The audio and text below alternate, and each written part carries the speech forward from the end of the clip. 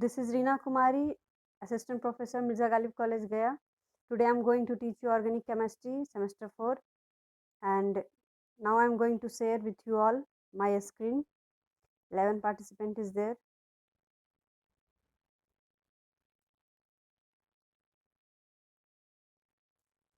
I am going to share a screen with you all. और पिछले class में मैंने स्टार्च के बारे में बताया था, उसके 2 टाइप के बारे में हम बता दिए थे. 2 major type of starch molecule that consist polymer amylose and amylopectin. आज हम स्ट्रक्चर बताने वाले थे एमिलोज या एमिलोपैक्टिन के बारे में. हम स्ट्रक्चर पिछले क्लास में भी इस स्ट्रक्चर को I was going to explain, but due to some disturbance today I am not going to explain it. आज हम इसको एक्सप्लेन नहीं कर पाएंगे. और इस स्ट्रक्चर को हम समझाने वाले थे कि आप एग्ज़ाम में इजीली कैसे ड्रॉ कर सकते हैं इसको, या फिर इसको कैसे समझा OH OH लगा हुआ है, इसका पूरा चेन है. तो इस स्ट्रक्चर को हम समझाने वाले थे, पर आज सिर्फ एप्लीकेशन देखेंगे कि हम स्टार्च पढ़ रहे हैं तो स्टार्च का एप्लीकेशन कहाँ कहाँ पे है.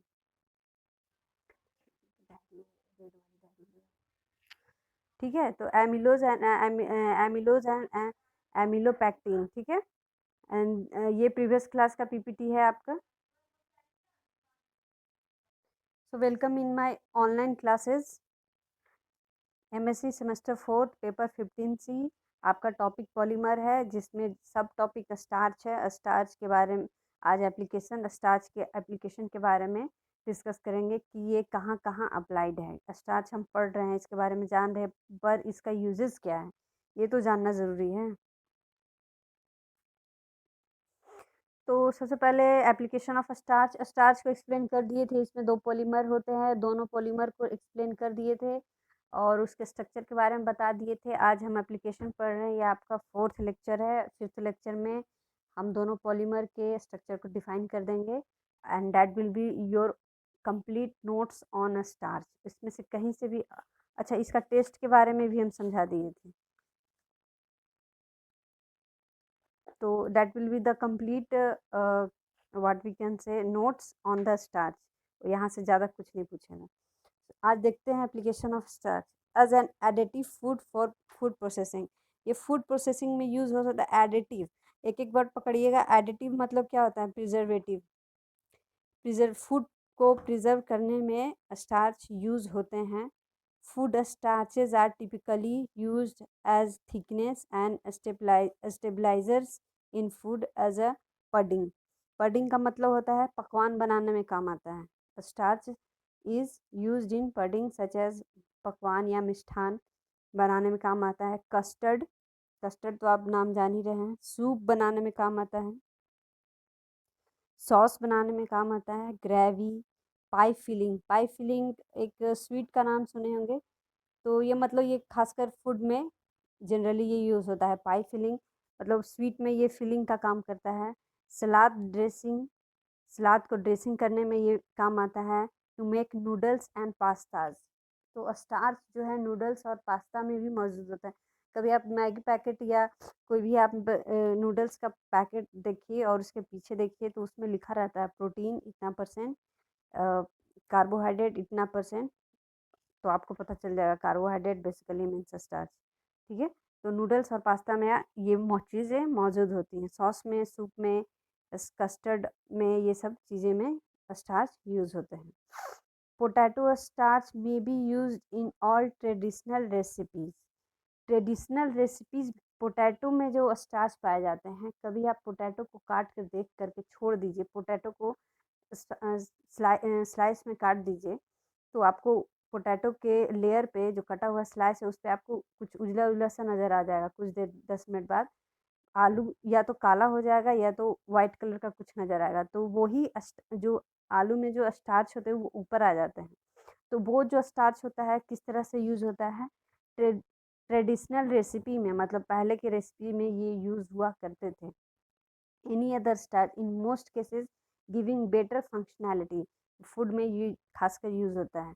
Organic potato starch adept extremely well to organic processing.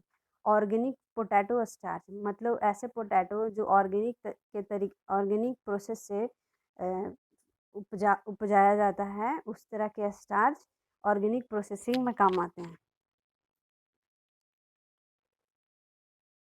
Potato starch is used as water binder. Water binder क्या होता है? Can anyone tell water binder क्या होता है? Hmm good good good. हाँ, ये क्या करता है, पानी में पेस्ट का काम करता है, और it is ground into a paste rolled into a stick and left to dry. मतलब वाटर को सोखने में काम आता है, ये वाटर को बनाए रखने में काम आता है। Water potato is also use as thickness, thickness के लिए भी यूज़ कर सकते हैं। ये सारा फूड फूड प्रोसेसिंग से रिलेटेड चीज़ है। Anti caking ingredient, anti caking मतलब केक बनाने में ये एंटी केकिंग के रूप में ये यूज़ होता है। बल्कि इंग्रेडिएंट, बल्कि मतलब थोक चीज़ों में, बल्कि मतलब भारी चीज़, कोई थोक चीज़ों में ये यूज़ होता है। ग्लूइंग एजेंट मतलब गोंद के रूप में भी ये यूज़ होता है। गोंद की मिठाई आप खाए हैं? गोंद की मिठाई आप लोग खाए होंगे, या फिर ग्लू में भी ये स्टार्च यूज़ होता है कहीं कहीं। The most popular applications are meat industry, ये मीट इंडस्ट्री में भी यूज़ होता है। मीट जब एक्सट्रैक्ट किया जाता है, तो स्टार्च का यूज़ कहीं ना कहीं होता होगा मीट को प्रिजर्व करने के लिए, या मीट को और थिक बनाने के लिए, या मीट को टेस्टी बनाने के लिए किसी भी तरह से स्टार्च यूज़ होता होगा। आप मीट का डब्बा लेंगे, जो बंद पैक मीट आता है, उसमें देखिएगा कि उसमें कितना प्रतिशत कार्बोहाइड्रेट है, कितना परसेंट प्रोटीन है, तो वो ऊपर से डाला जाता है। बेकरी में यूज़ होता है, केक बनाने में, पेस्ट्री और केक बनाने में यूज़ होता है। कन्फेक्शनरी क्या होता है? कन्फेक्शनरी का मतलब होता है मिठाई, मिष्ठान, मिठाई बनाने में भी यूज़ होता है। ड्राई ब्लेंड, ड्राई ब्लेंड में ये खासकर, ये ड्राई ब्लेंड में ये सब पोटैटो स्टार्च का यूज़ है। तो स्टार्च तो है ही, लेकिन एक तरह का पोटैटो स्टार्च भी यूज़ होते हैं। They are also used in dry blend. तो आज था एप्लीकेशन ऑफ स्टार्च था। देखने में बहुत छोटा लग रहा है, लेकिन आप इसको जब बनाइएगा कि it is use as a pudding, it is used as a custard, it is used as a soup, it is used as a sauces, gravy, मतलब लाइन बाय लाइन इसको लिखिएगा, क्योंकि हम बहुत शॉर्टकट में लिख दिए हैं। तो लाइन बाय लाइन लिखिएगा तो ये लंबा जाएगा। This notes will go heavy. ठीक है, तो हमको लगता है स्टार्च में एप्लीकेशन ऑफ स्टार्च जानने के लिए इतना काफ़ी है। अब इसमें से कोई प्रॉब्लम है कहीं तो पूछ लीजिए, कहीं किसी सेंटेंस में बताइए। थोड़ा-सा इसका एप्लीकेशन और भी आप लोग कहीं से सोर्स अगर है आपके पास, तो कई सोर्सेज़ से आप पढ़ सकते हैं एप्लीकेशन ऑफ स्टार्च।